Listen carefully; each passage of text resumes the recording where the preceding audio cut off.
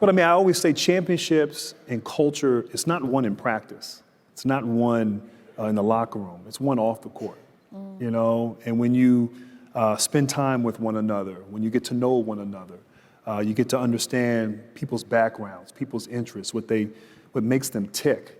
It really just forms a connective tissue, and you build a trust. And you know, one thing, I see Coach K's name, so I'm just going to mention Coach K.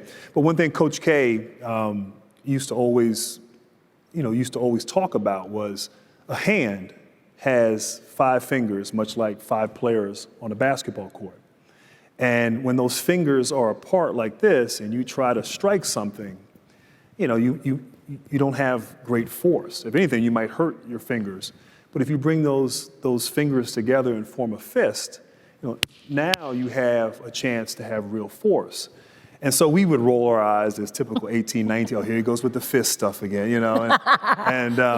But, you know, in the heart of, you know, in a game and you know, at the time of the game where you need a big stop or you have to execute, we'd be in a timeout, and he would say fist.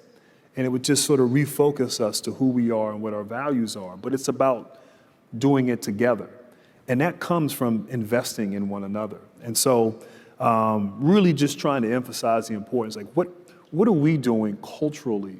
How are we taking the time to, you know, work is important, but what are we doing bringing people together, having, whether it's in small groups, larger groups, different speakers coming in, just building culture. And like, what is culture? I mean, how do you define culture, which is a great question, but and we all have different definitions, but I think it's intentional interactions, intentional connections.